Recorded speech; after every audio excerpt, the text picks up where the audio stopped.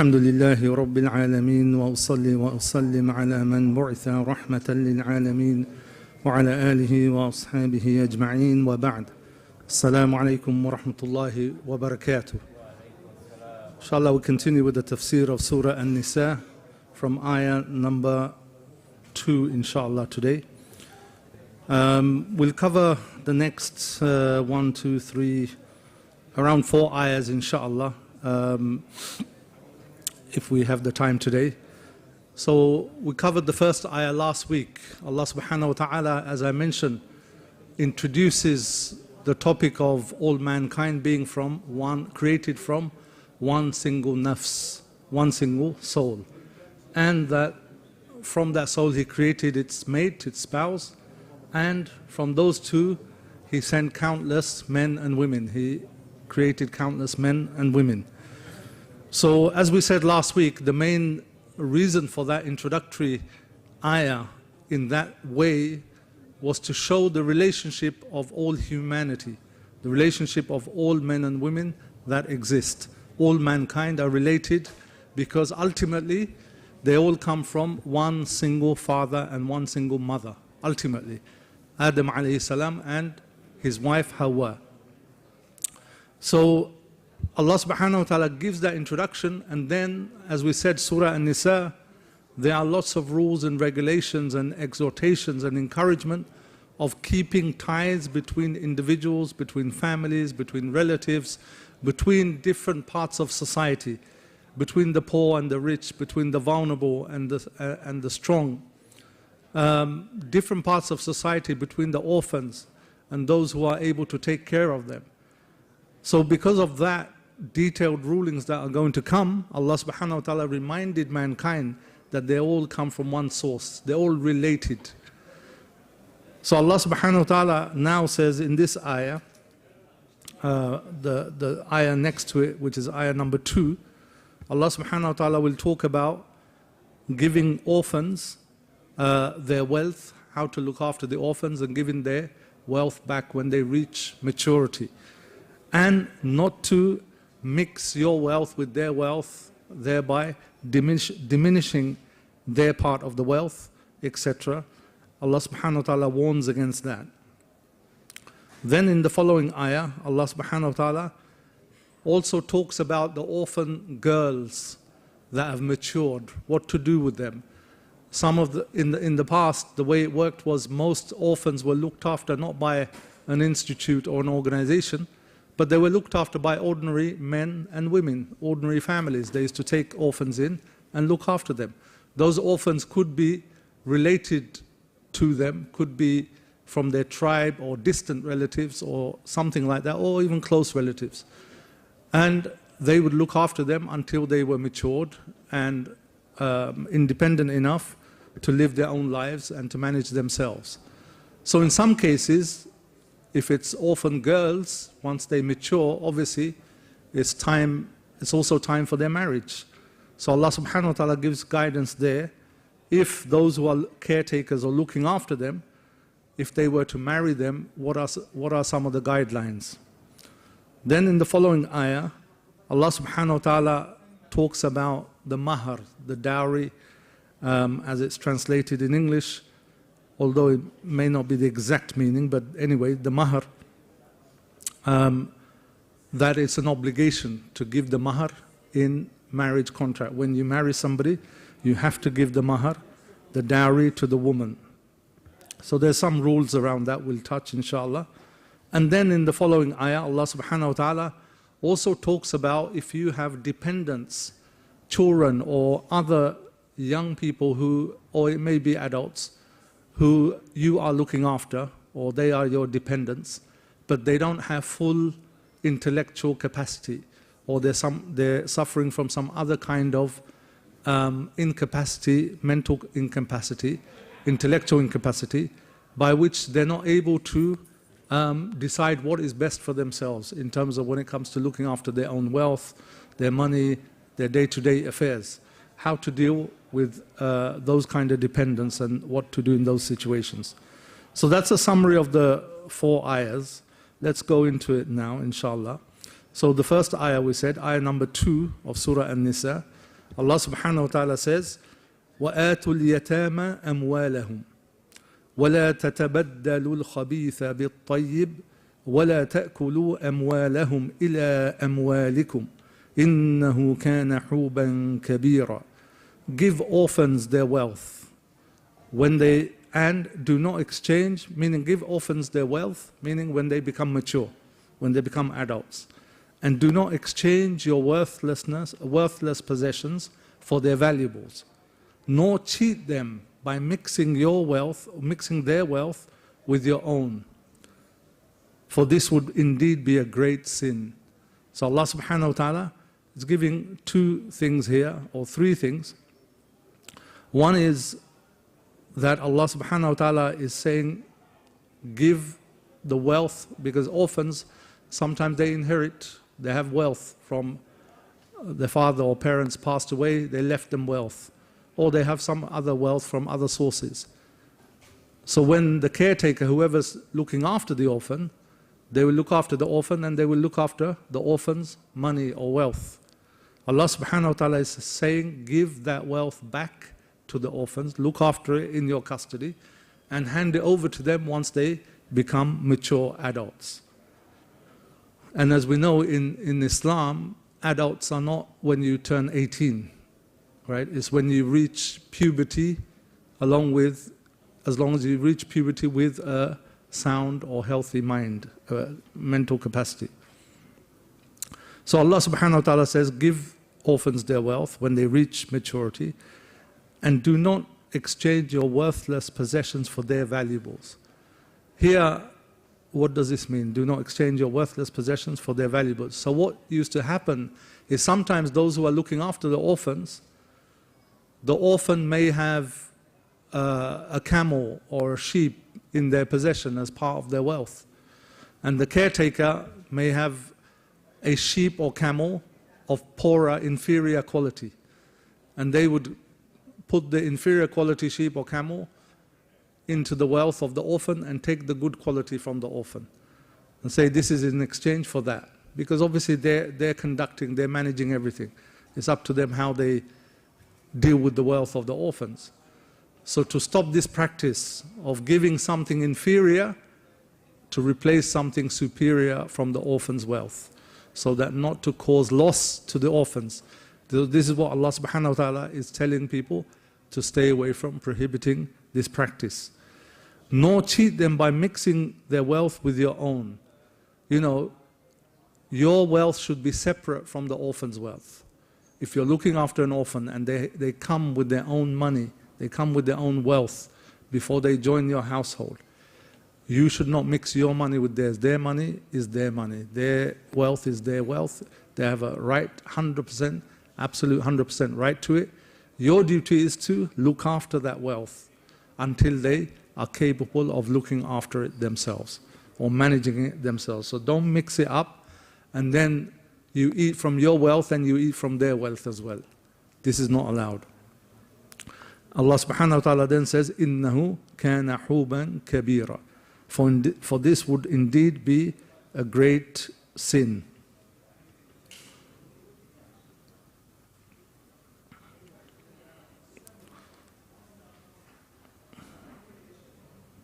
Then Allah subhanahu wa ta'ala in the next ayah number 3, He says, وَإِنْ خِفْتُمْ أَلَّا تُقْسِطُوا فِي الْيَتَامَى فَانْكِحُوا مَا طَابَ لَكُم مِّنَ النِّسَاءِ مثنى وثلاث ورباع فإن خفتم ألا تعدلوا فواحدة أو ما ملكت أيمانكم ذلك أدنى ألا تعولوا. If you fear you might fail to give orphan women their rights if you were to marry them, in brackets, then marry other women of your choice, 2, 3 or 4. But if you are afraid you will fail to maintain justice, then one or those in your possession. This way you are less likely to commit injustice. So here Allah subhanahu wa ta'ala is saying that once the orphan girls are matured, this is just regarding the orphan girls, if they are matured and you looked for marriage for them. Perhaps you couldn't find someone, or perhaps you thought, okay, she's somebody you're allowed to marry. It's not like it's not a relative that you're not allowed to marry. She is a relative or non-relative that you are allowed to marry. If you do that, if you want to marry her, however, if you think you will not do justice, right? What does this mean? You will not do justice. وَإِنْ خِفْتُمْ أَلَّا تُقْسِطُوا فِي الْيَتَامَى. Here the Mufassirun, they said that this means that if you fear you cannot give the mahar, the dowry, that is suitable for a person of that status and that family lineage. So when you pay mahar at the time of marriage, the mahar will depend on the woman's status, the woman's family lineage, what is the norm for her, a woman like her in society at that time and place. So it could be the caretaker is of a humble, whoever's looking after the orphan is from a very humble, meager background, very simple background, maybe not wealthy, maybe not very high in society. But actually is looking after an orphan who's coming from a good lineage, is wealthy, is beautiful, etc., etc. So he may desire to marry her instead of marrying her off to somebody else. But he fears that he cannot give the dowry that is suitable, the mahar that is suitable for that orphan. We're not talking about little kids here, we're talking about once they're adults, mature. So Allah subhanahu wa ta'ala is saying, if you fear you cannot do justice by giving the right amount of mahar, dowry, to that orphan, once she's matured, then you should marry other women. Don't marry the orphan. Marry somebody else. There's other women you can marry. So that's where it comes, where Allah subhanahu wa ta'ala says that, marry other women of your choice. Then Allah says 2, 3, or 4. So this is the main ayah which describes what is the number of women you can marry in Islam originally. The number of women you can marry. This is obviously a hot topic amongst brothers a lot, right? You can marry more than one, you can have 4 wives, etc., etc. So there's a couple of things to say on that. I'll come back to that, inshallah. Then Allah subhanahu wa ta'ala says, but if you are afraid you will fail to maintain justice between 2, 3, or 4 women, 4 wives, then with one, marry one. If you can't maintain justice with 3, 2, or 4 wives, marry one. Just marry one. Or those in your possession in those days, referring to slaves. But obviously that's no longer applicable. There's no more slavery. This way you are less likely to commit injustice. If you stick to one, if you can't do justice to 2 or 3 or 4, then you can stick to one. That way you will not commit any injustice. Allah ta'ulu, that you won't commit injustice.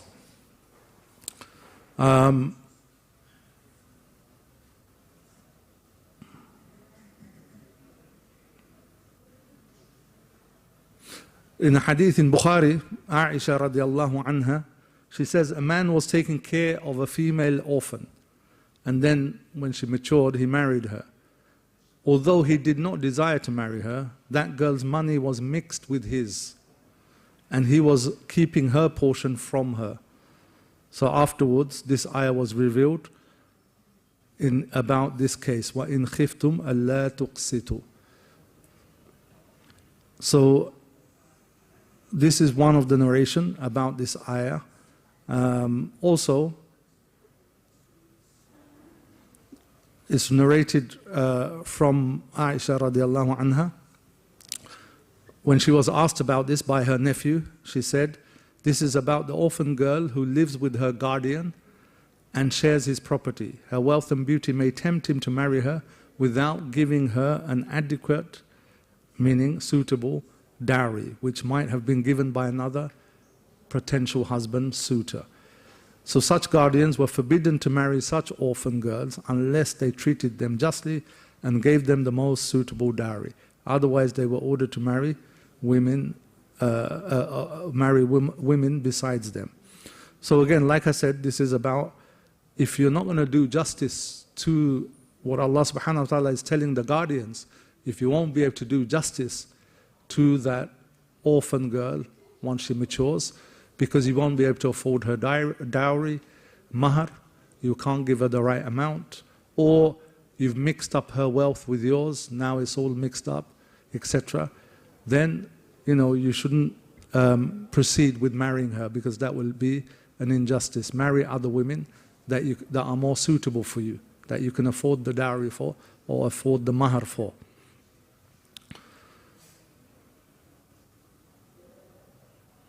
Then obviously where in the ayah Allah subhanahu wa ta'ala says mathna wa thulatha wa ruba', yeah, fankihu ma taba lakum min an-nisa mathna wa thulatha wa ruba', 2s, 3s and 4s, meaning you can marry 2, 3 or up to 4 women, not 2 plus 3 plus 4. Some people make it 9. That's not the ayah's intention. It's 2 or 3, maximum 4, right? This is in Islam. First of all, one thing to clarify is, this is valid in Islam, of course, but then in this day and age, not all countries allow you to legally marry. Not all countries, even in some Muslim countries, they put difficult conditions on. But there's some countries, or non-Muslim countries, often you're not allowed to marry more than 1. So some people say, what do you do in that situation? Of course, we don't encourage people to break the law, right? It's their right Islamically to have more than 1 wife, but we don't encourage people to break the law either if it's going to harm them and their family. That's number one. I think that's the least of the problem. I think a lot of the problems that come with people wanting to marry more than 1 wife is often they don't communicate with the first wife, because they say, in Islam we don't have to inform her. It's our choice. That's my right. I don't have to inform her. So they go behind her back, go and marry somewhere, maybe in another country, or even in the same country, but they don't inform her. They don't inform her. And then later on, they inform her, and then obviously all hell breaks loose. All right? There's big arguments, there's problems, obviously. And we have to understand, in those days, in the Arab society in which the Qur'an is valid for all times, all places, there's no doubt about that. But at the same time, you have to understand the culture and the time it was revealed at. At that time, 4 was a small number. For us now, 2 is a big number.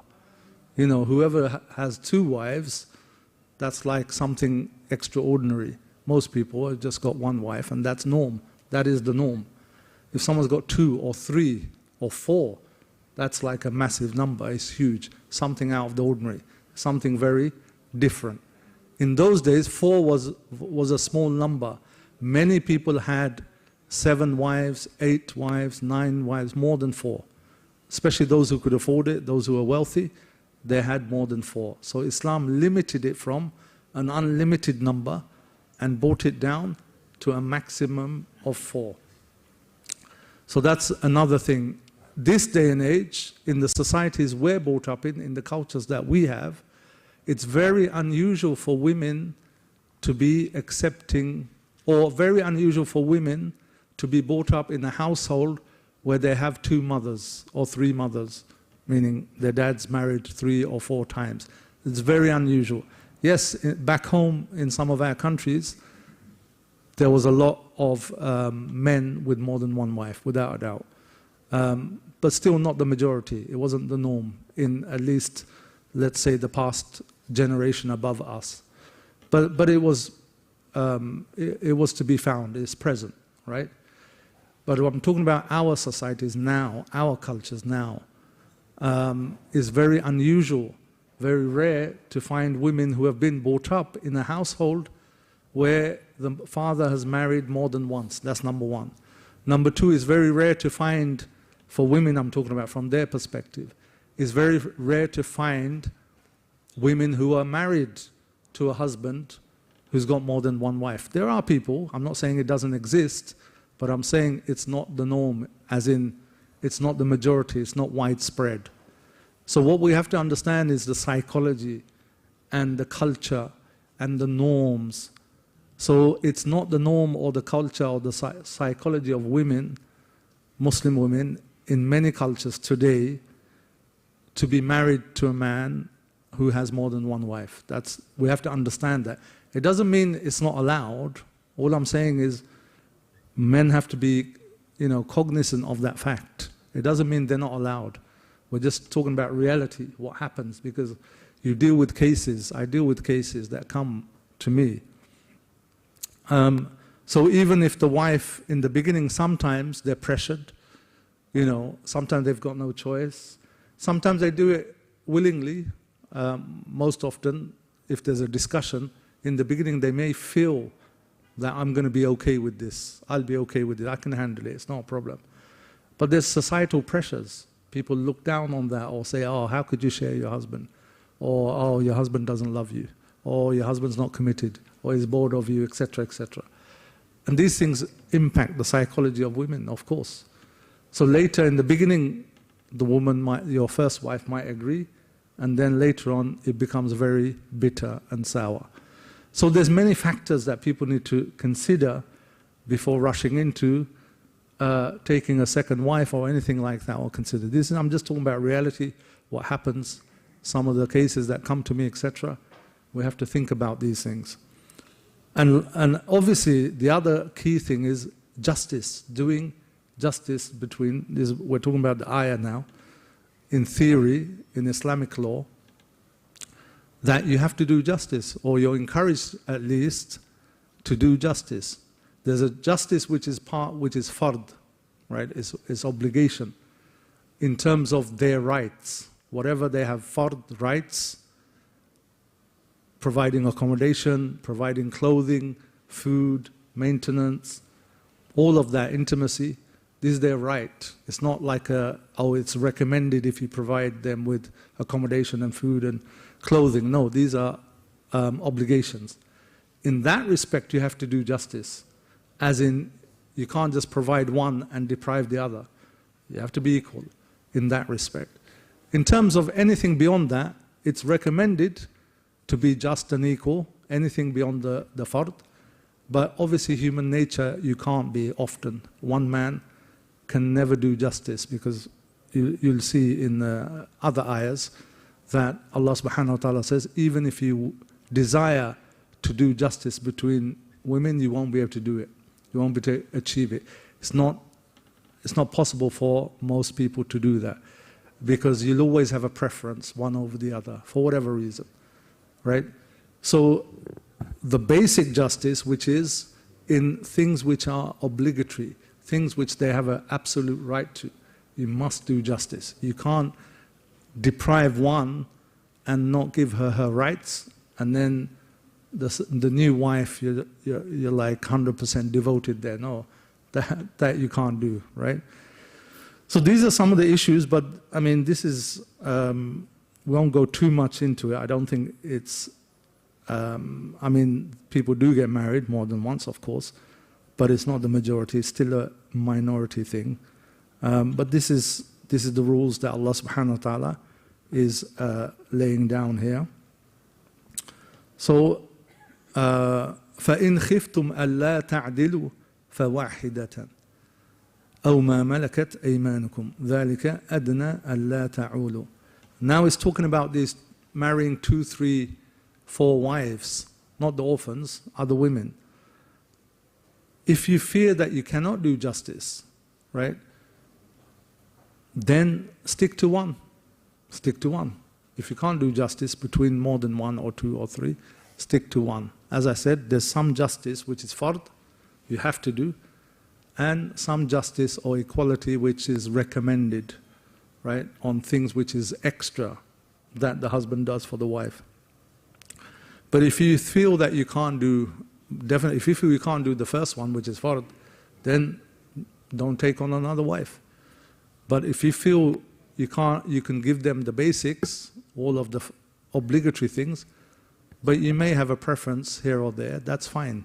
It's recommended to try, but if you can't, that's fine, that's understandable. But also, somebody listening to this might be saying, well, you're just, talking on behalf of, on the side of all the women. What about the men? They have a genuine need to get married again or something. They might be traveling often. They've got another wife in another country. They may be staying 6 months there, 6 months here, for whatever business, other work, etc. Or genuine need. Somebody has a genuine need, more than one wife. Like I said, in Islamic law, this is allowed. So nobody's saying that it's not possible to do that or it's haram. No, of course not. All I was raising is some of the practical issues that people have who have taken on more than one wife face. It's not because of polygamy that these issues are there. The issues often are there because they didn't take on the second wife in the right manner, in the right way. They didn't take on the second wife in the right way, the way it should be done. So Allah subhanahu wa ta'ala says that if you fear that you will not be able to do justice, then stick to one. ذَلِكَ أَدْنَى أَلَّا تَعُولُوا. This way you are less likely to commit injustice.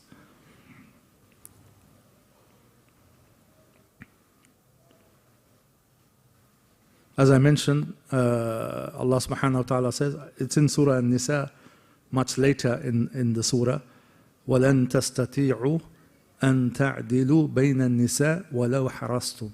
You will never be able to do perfect justice between wives, even if it is your ardent desire. Right? This is talking about, treating them equal in everything. Right? That's why they said it's not obligatory to treat more than one wife. If you have 2 wives or 3, it's not obligatory to treat them equally in every single thing. Only on those things that are obligatory. Apart from that, you try your best. Then Allah subhanahu wa ta'ala says, وَآتُوا النِّسَاءَ صَدُقَاتِهِنَّ نِحْلًا فَإِن طِبْنَ لَكُمْ عَنْ شَيْءٍ مِّنْهُ نَفْسًا فَكُلُوهُ هَنِيئًا مَرِيئًا. Give women their due dowries, their mahr, graciously. But if they give up some of it willingly, then you may enjoy it freely with a clear conscience. Ali ibn Abi Talha reported Ibn Abbas saying, Nihla in this ayah means, refers to the dowry. Refers to the dowry. Others said it refers to the dowry that is obligatory, that is fard. Nihla refers to the fact that it's fard. But anyway, the dowry, mahr, is fard anyway. Whether it refers to the dowry itself or whether it refers to that is obligatory. Others said, Aisha radiallahu anha and other narrations say, Nihla means something that is necessary, obligatory. Right? So the main point here is that when a man gets married to a woman, in the marriage contract, nikah, the mahr must be given. It's obligatory. It's one of the conditions of the marriage contract, of the act of nikah.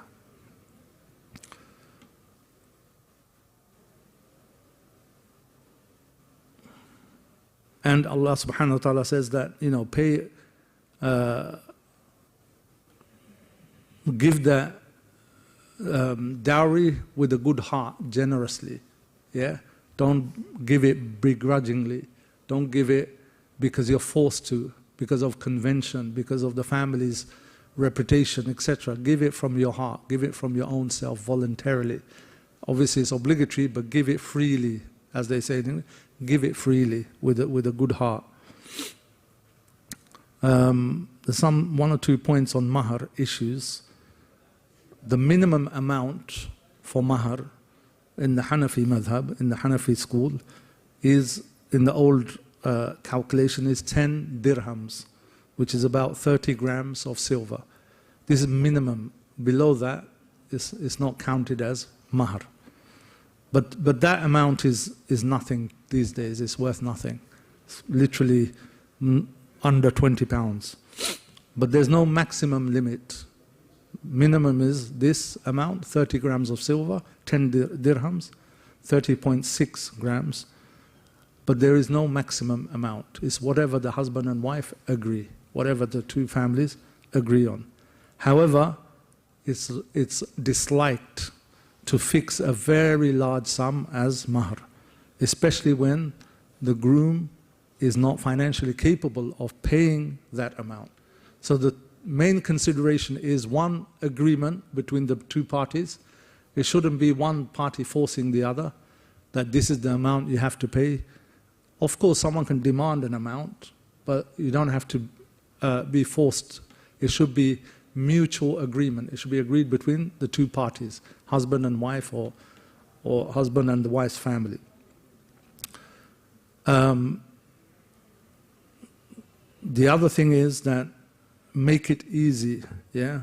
About making the mahr big, excessive amounts. Umar radiallahu anh, he said, do not stipulate excessive amounts of mahr, dowry for women.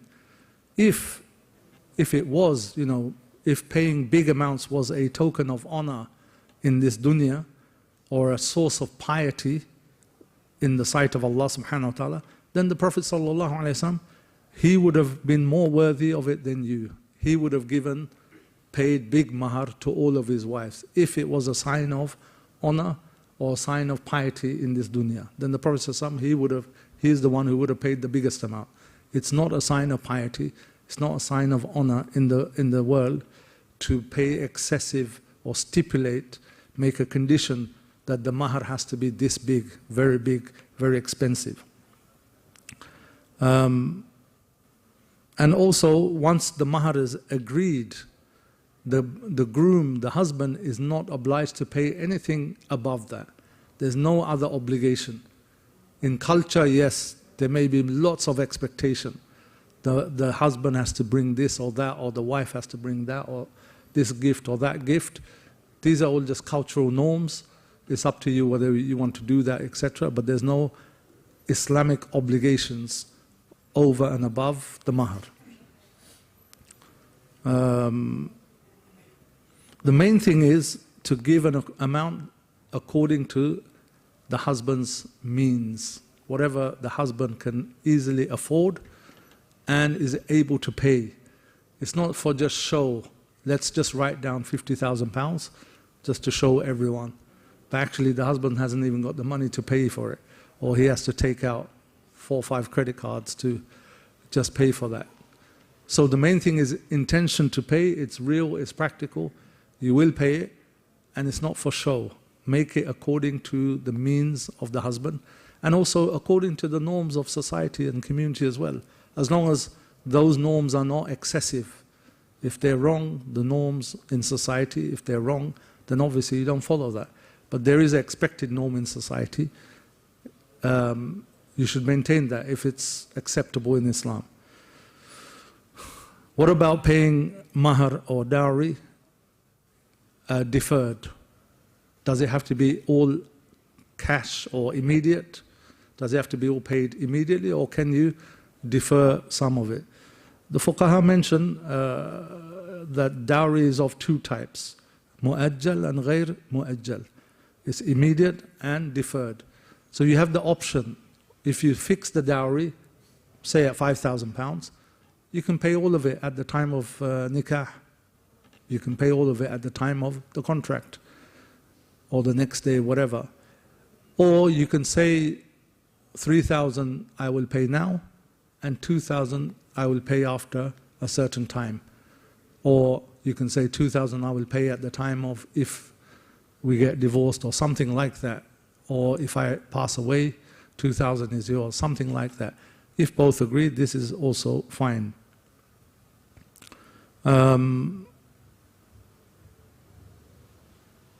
Yeah. So the key thing is on the mahr is that mutually agreed, make it easy, make it sincere intention that you want to pay this amount, it's not for show. And don't stipulate excessive amounts of mahar, just to show people that you're wealthy, or you're upper class, you're high class, you're from the wealthy class, etc. Or just to make a name for yourself. This, or where you have to go to the bank and loan out your, put your house down as a deposit or something to just pay the mahar. Don't do excessive amounts of mahar. Make it easy for the husband, make it easy for the husband to actually pay the mahar, etc. And make it easy for people to get married. When the mahar is excessively high, as we know in some countries it is, especially in the Middle East, where men can't get married because the mahar norm in society is so high. Some countries, the stipulation is you have to own your own home, your own flat. And in those countries, for someone to own their own flat, if they're a normal working class person, it will take them 25 to 30 years of working to save up to own their own place. Yeah. Other places, they just put excessive amounts, and therefore a lot of men can't get married until very late, or they can't simply get married from people of similar status in the society.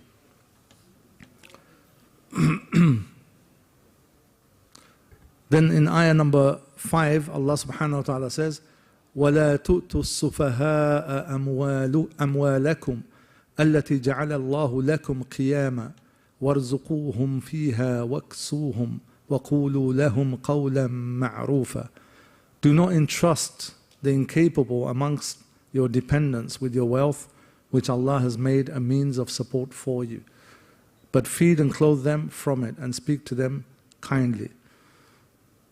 So Allah subhanahu wa ta'ala has prohibited us from putting wealth in the hands of somebody who is not capable of managing their affairs.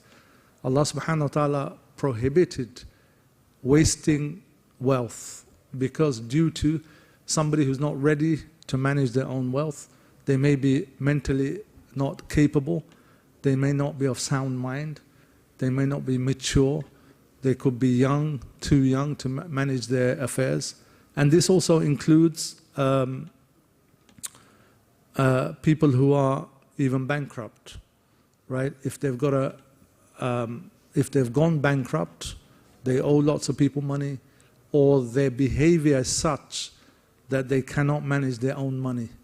They're always falling into debt, they're wasting the money all the time, includes even those. Because in Islamic law, the courts can order certain people for their money to be held in custody with somebody responsible, and not given access to the person themselves because of this reason.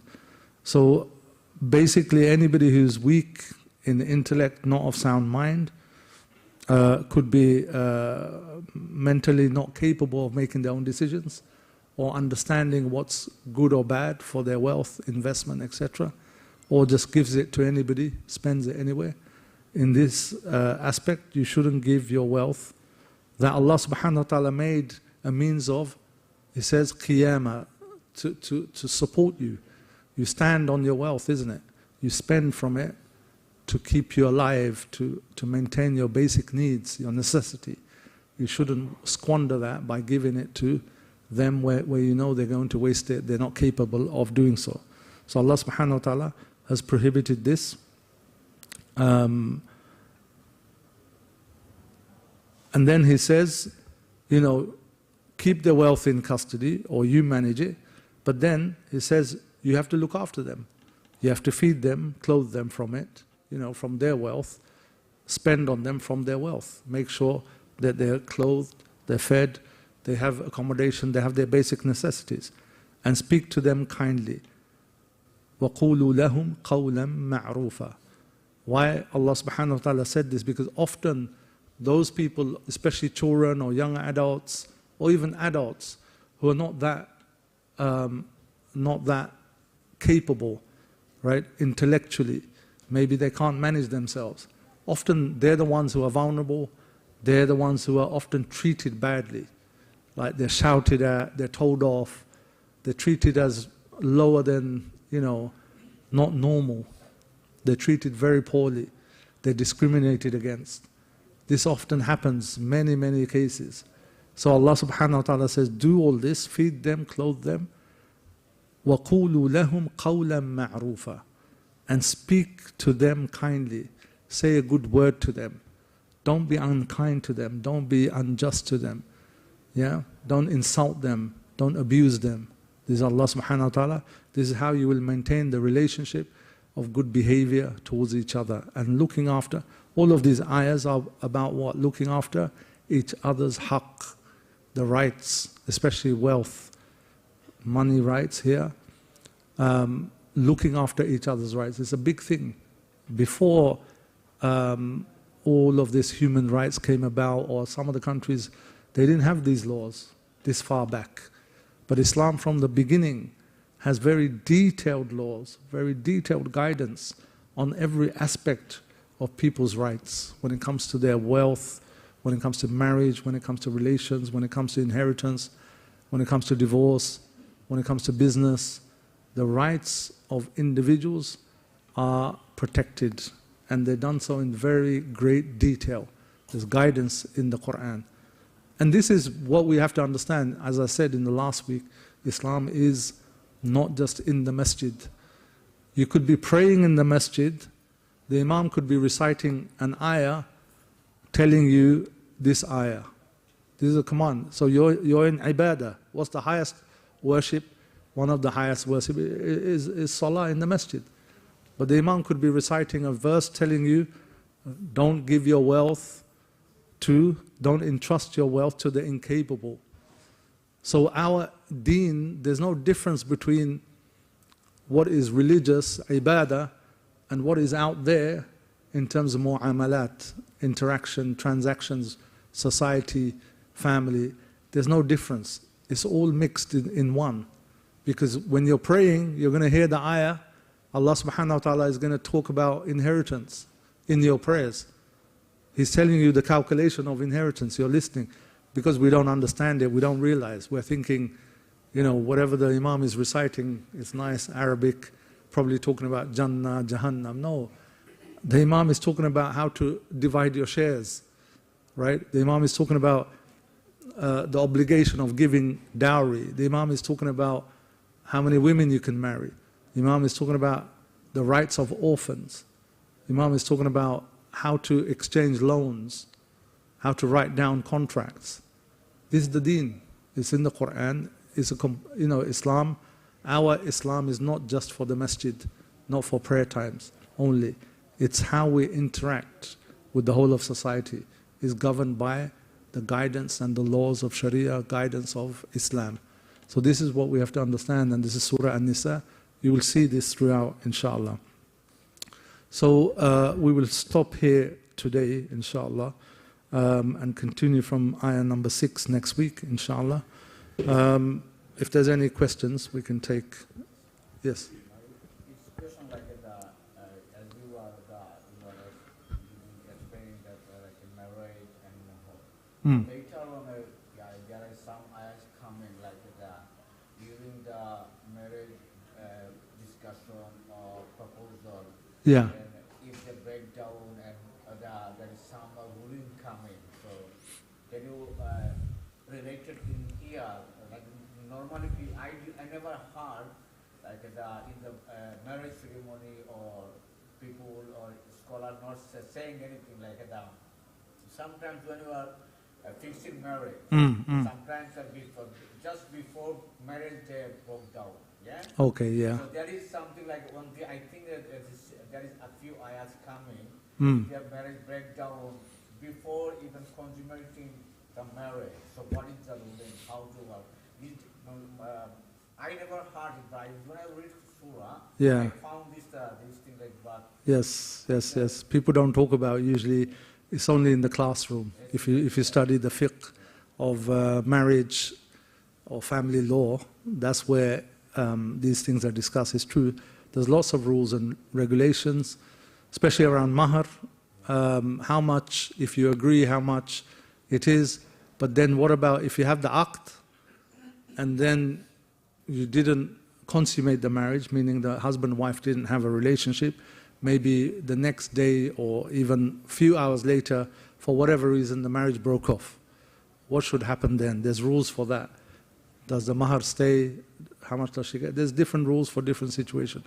So yeah, there's lots of rules, and we'll cover them as we go. So maybe what I'm saying, like if you bring this, You want to bring it all in one space.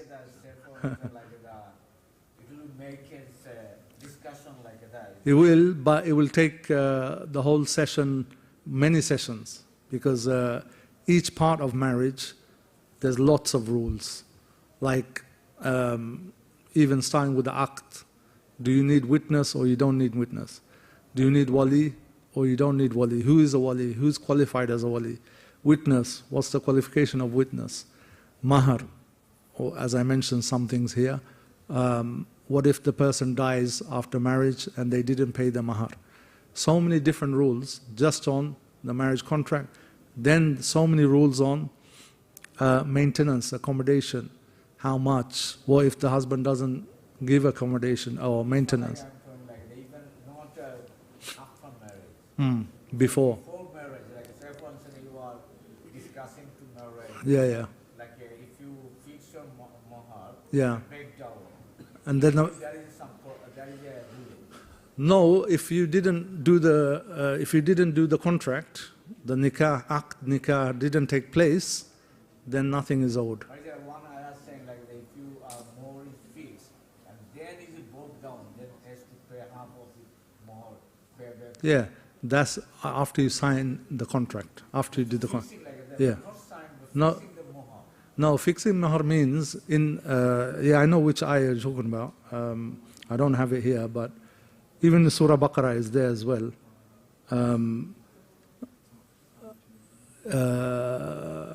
I don't recall the ayah, but it's there. If you, Surah An-Nisa, I think. yeah, Surah Nisa is there as well, but it's also mentioned in Surah Baqarah.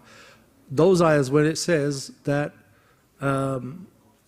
you didn't touch her or you didn't fix the mahar, right? That means two people got married, they done the contract, but at the time of the contract, they didn't agree the mahar amount. It wasn't mentioned. Yeah. So if you don't mention the mahar amount or you didn't fix it, the Hanafi school says that the marriage is still valid, but automatically she will get the mahar of somebody equal to her in society. So if she's from a certain type of family, and those families usually have mahar of £10,000 or 5,000, then automatically you have to give mahar of 5,000, even though in the nikah contract nothing was agreed. So like that, there's rules. Yeah, lots of different rules. But we'll cover as we go past, because if we do all of it in one, you have to make it into fiqh lesson, like 3-4 classes. But maybe we can pick one topic, 1 or 2 topics, and do it separately in one of the months, inshallah. That might be useful. Yes? Some people they get divorced. How long do they have to wait to get married? Okay. The women, how long the women have to wait? Brothers, some brothers they divorce. Yeah. The husband and wife. The men don't have to wait. They can get married again. It's only the women have to wait. Yeah. Sorry? Women, it's called the iddah period. So normally they have to wait for, iddah is 3 menstruation cycles. 3 cycles or menstruation periods they have to wait for. Then after the iddah, they can get married again to somebody else. If it's one divorce, then they can get married again to the same husband. If it's one divorce, even within it depends which type of divorce. There's 2 types of divorce as well, sarih and kinaya. They both have 2 different rules. But generally, 3 menstruation periods she has to wait. Then she can decide either to marry again with the same husband, if it was only 1 or 2 divorce, If it's 3 divorces, then after third one, she can't marry this same husband. But after 1 divorce is finished, 3 cycles, she can choose to come and marry the same husband, or she can marry somebody else. Yeah. What we can do like that, because marriage divorce in our society currently is very complex. 2 hot topics, yeah.